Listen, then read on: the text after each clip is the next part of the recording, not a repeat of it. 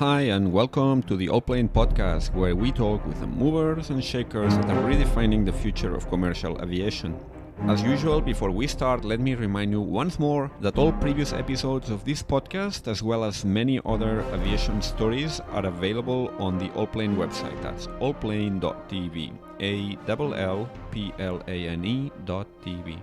Today in the podcast, we're going to talk about an initiative that aims to solve a problem that has become incredibly relevant in recent times. The intricate maze of regulations and different entry requirements that governments all over the world have been implementing and then kept changing during the COVID pandemic and even afterwards have become a major source of uncertainty for travelers and a major obstacle basically to do any travel planning, since it is not always clear which requirements do travelers have to comply with. Our guest today, Jean-Marc Bourreau, is a partner at a government advisory firm called Consulum, which has been instrumental in drafting a policy white paper that calls for the harmonization of travel requirements around the world. This is not just for COVID, but basically to set up a new international framework that can address similar situations in the future. This policy white paper will be discussed at the annual assembly of the International Civil Aviation Organization that starts this September 27th. It aims to bring clarity, transparency, and peace of mind in this field. Its original sponsor has been the Saudi Arabia Civil Aviation Organization, called GACA, as part of its efforts to raise the profile of the country in the global commercial aviation industry.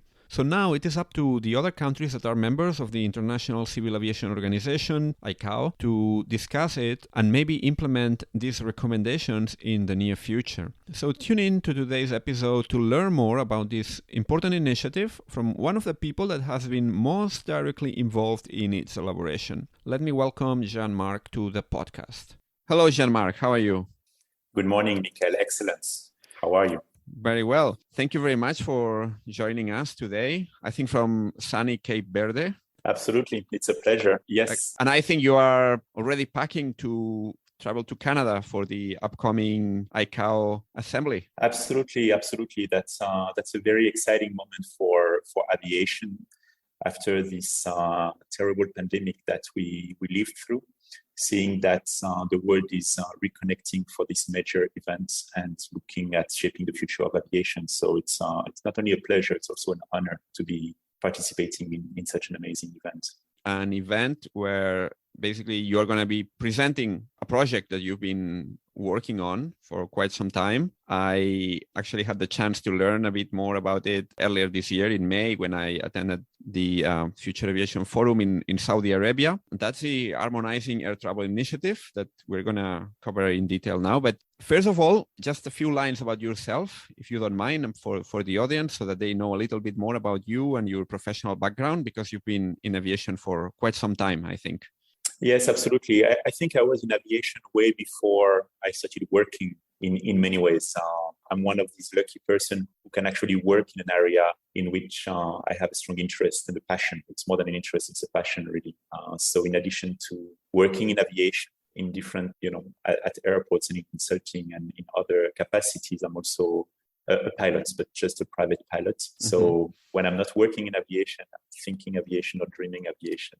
Excellent. Yeah, I think that's quite a thing that you come across often here in this industry. That there are so many people that are really passionate about the industry, So like for many, it's not just a job, but it's something of a life passion as well. So you are a partner at Consulum, which is a company that has been providing technical and advisory support to the Saudi Arabia Aviation Authority, GACA, basically in coming up with an initiative that I found it quite interesting in these times we're living through, which is the Harmonizing Air Travel Initiative. It's a project that you will explain now in more detail, but basically aims to define an international framework for travel requirements, including health or primarily health requirements, so that people can feel more comfortable flying in times of pandemic, for example, like the one we've been experiencing recently. What can you tell us about this project? How does it work? And what are the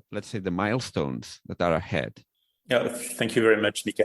Well, maybe we'll take a step back on this. And just to clarify, we are the advisor and providing technical support to the Civil Aviation Authority of Saudi Arabia, of the Kingdom of Saudi Arabia on this matter. We are advisors, so we're not presenting directly the initiative at the General Assembly. Our support consists in really making sure that those people who will be speaking at the Assembly are absolutely briefed and can promote this initiative. It's always a challenge, even when you have, or maybe especially when you have what we believe is a great idea, to convince people that it is indeed the case and that you can improve the life of passengers, that you can improve the efficiency of governments, that you can make the life of airlines easier.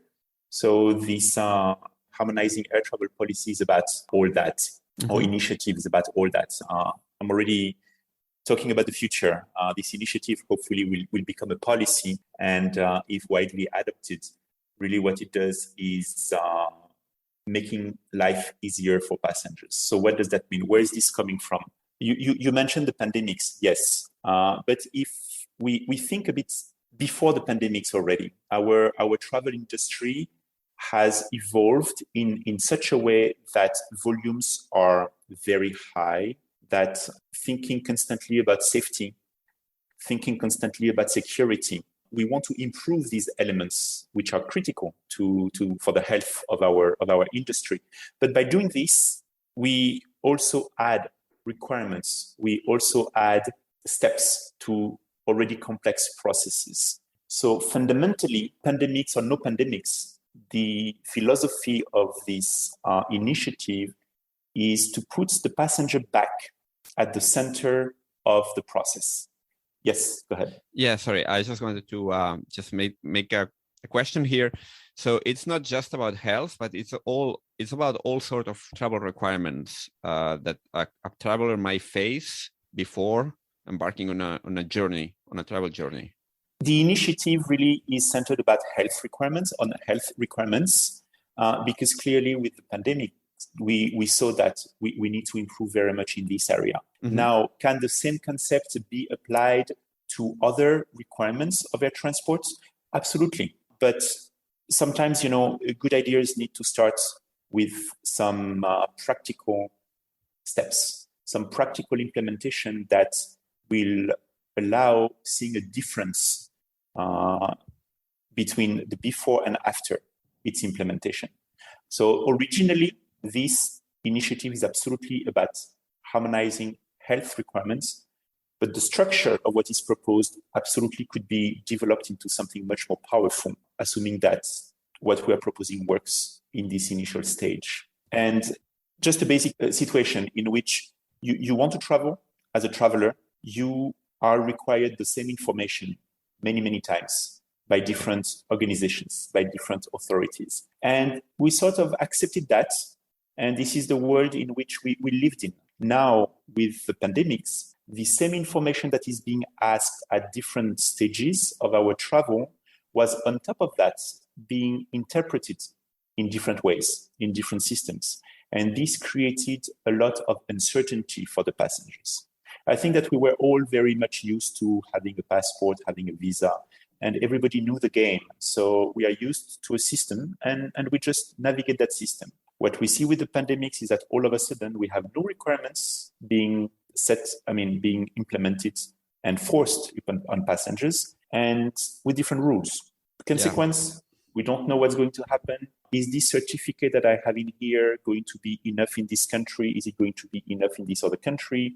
Does it apply when I'm in transit, or does it not apply when I'm in transit? Why do I need 2 shots in this place and 3 in this one? Why do I have to quarantine 7 days in here and 14 in there? And this creates uncertainty. And uncertainty is not good for anything. It's not good for business.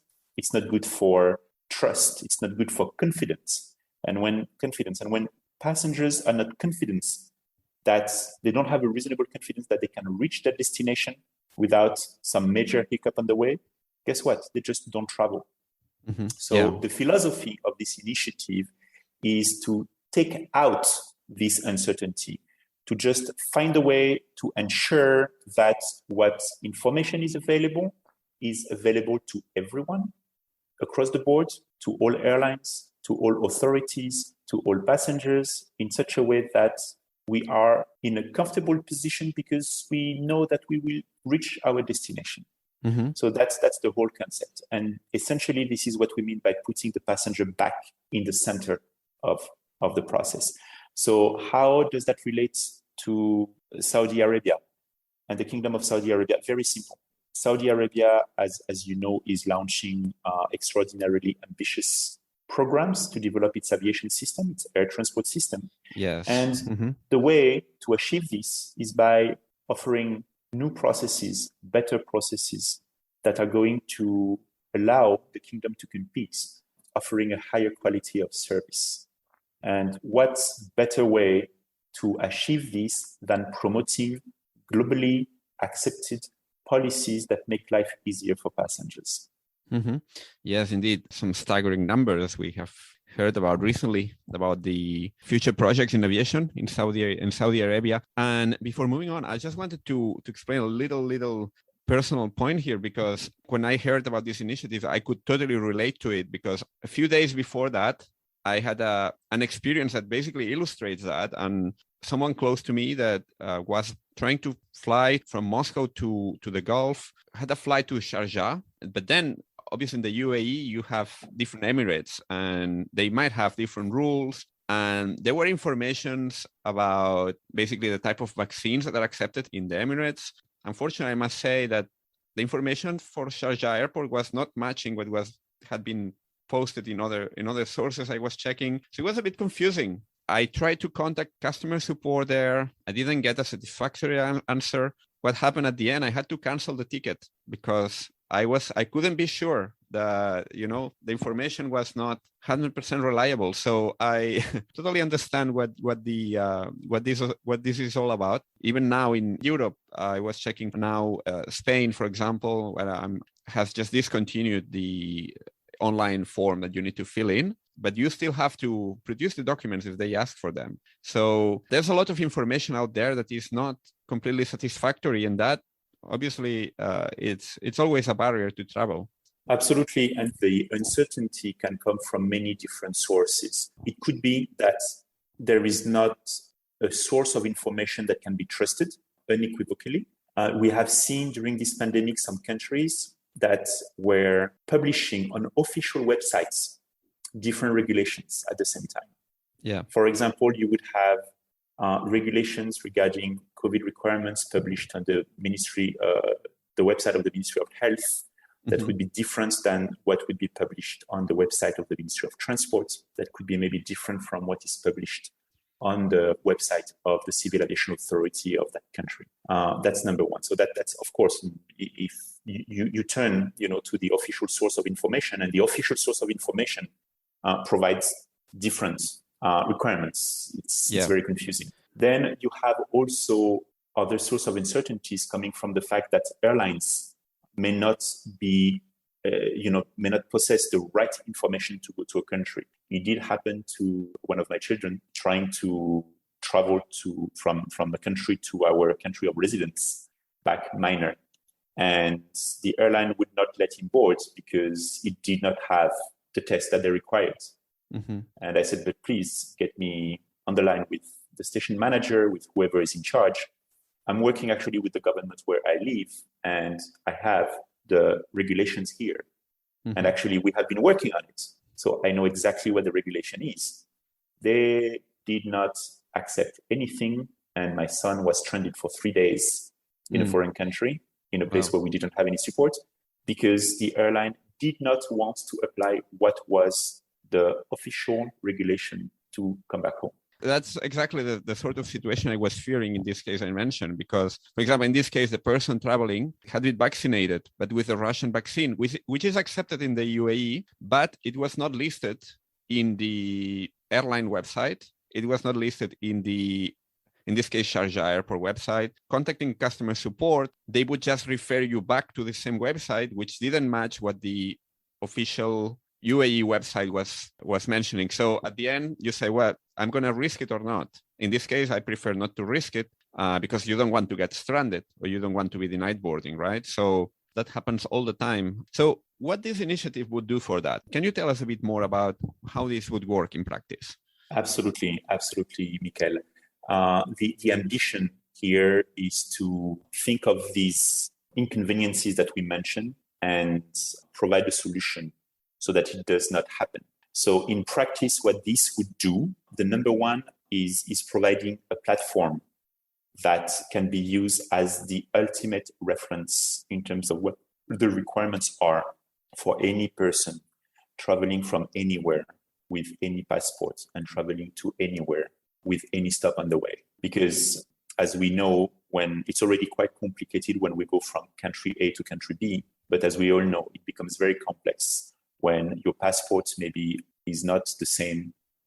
I mean, it's not coming from your country of origin or destination, and maybe other requirements may apply, and when you have to stop on the way. So the first and foremost, it's about the providing the platform where the proper information can be obtained in such a way that it's fed directly by governments, so that we take out really the uncertainty of not having the right information at the right place and available to all stakeholders. So that's number one.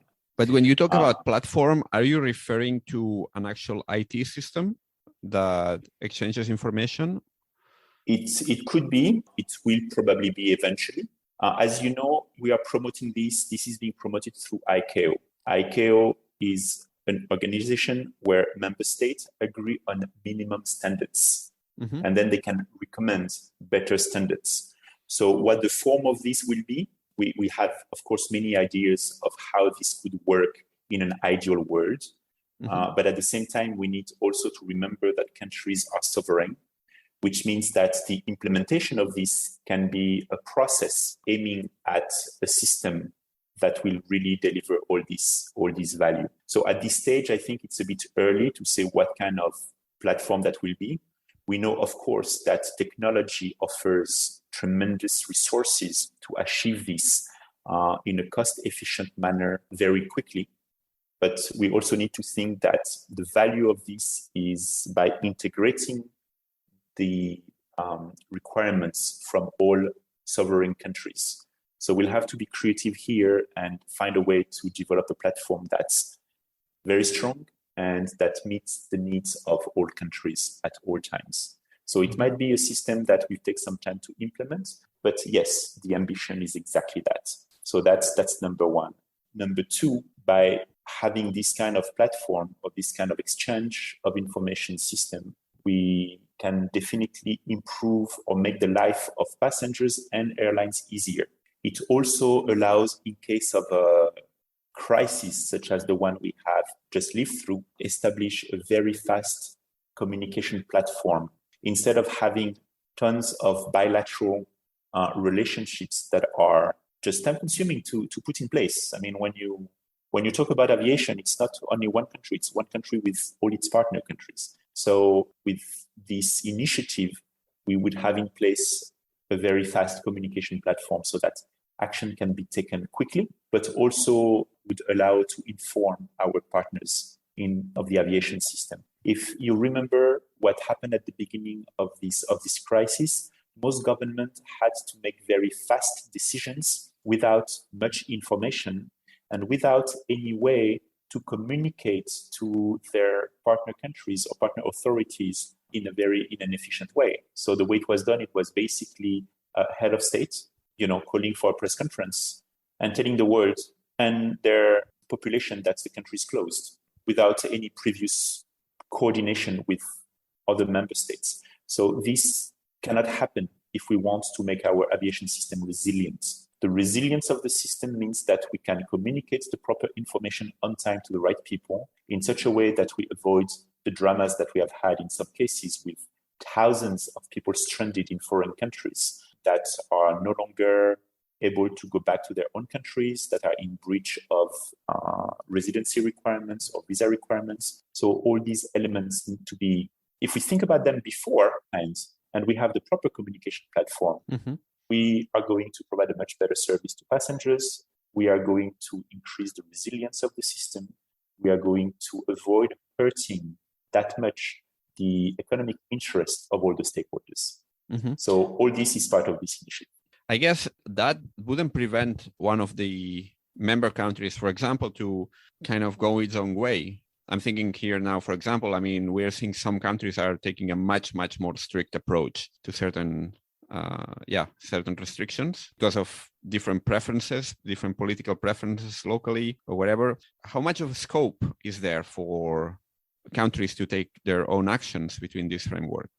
Full latitude. I mean, we need to remember that countries are absolutely sovereign. The ambition is not to change what countries will do, because every country makes decisions based on their own reality, their openness to the world, the need to protect maybe a very vulnerable population. It's going to be very different depending on your reliance on tourism, on your reliance on business. So there is absolutely no limitation in there. What we are talking about is communicating the right information as fast as possible so that decisions can be made in the best interest of the traveling public, the airline, and the government. But it's not about telling anyone what needs to be done.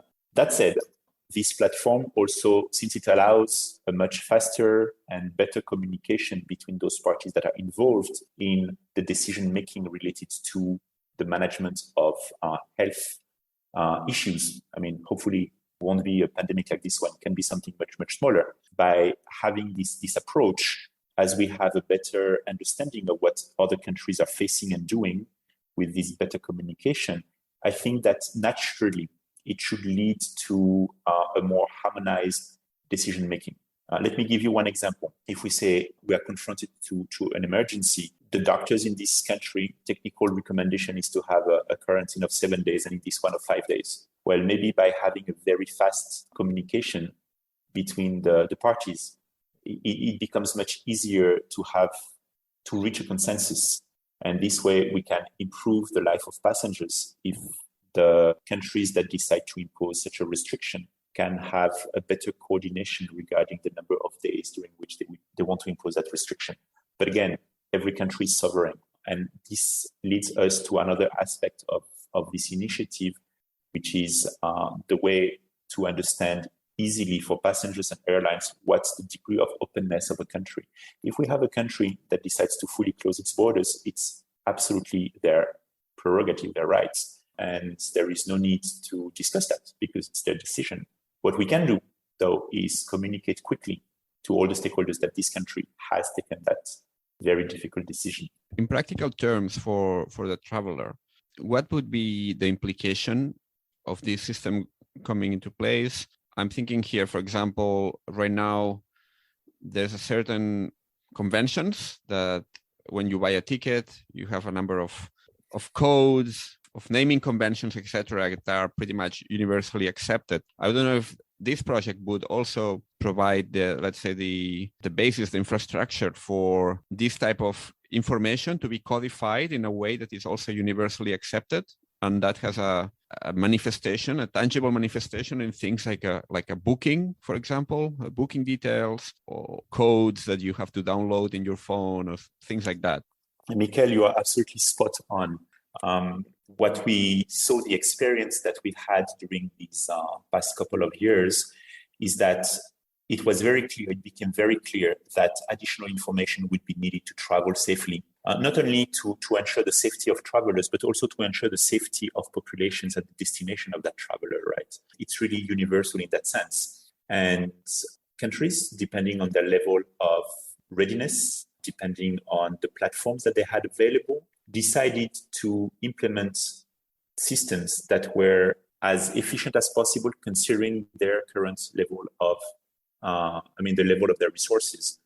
And this led to tremendous disparities and differences in the systems that would be accepted everywhere on the planet. From places where very quickly we saw some sophisticated systems based on apps and codes and other kind of seals, and other countries that were basically still relying on pencil and paper to a certain extent. And this is understandable. So what we are proposing here, say, hey, now that we're not under pressure because we don't have a time constraint now, why don't we think of what this standard could be in such a way that the future systems that are being built are absolutely aligned with these standards? And this is the beauty of ICAO, and this is the role of ICAO, is providing these minimum standards that can be developed and discussed with all countries in such a way that we have a consensus regarding what is necessary, regarding what is desirable, and regarding what is achievable in a reasonable time frame, without having, again, this emergency situation. So yes, absolutely, you are completely correct, 100% correct, and this is a very large part of the ambition of this initiative. Mm-hmm. So now it's the ICAO convention coming up. I think it's in October, if I'm right. What are the milestones that are ahead for this project? Is it going to be approved in this assembly of ICAO, or this is just a start of the road and it's going to be a much longer process until it becomes a reality? Well, it's a very important first step. During the General Assembly, typically what happens is that member states propose working papers that present what they believe needs to be the future or should be the future of aviation. And the initiative is certainly part of this process. So the Harmonizing Air Travel Initiative is, in practical terms, it's a working paper that has been submitted to ICAO, that has been shared with all the member states of ICAO, and which will hopefully be approved during this General Assembly. What does that mean, being approved? That means that there is an interest from a certain number of states to pursue some work in that direction. So that's the very first step.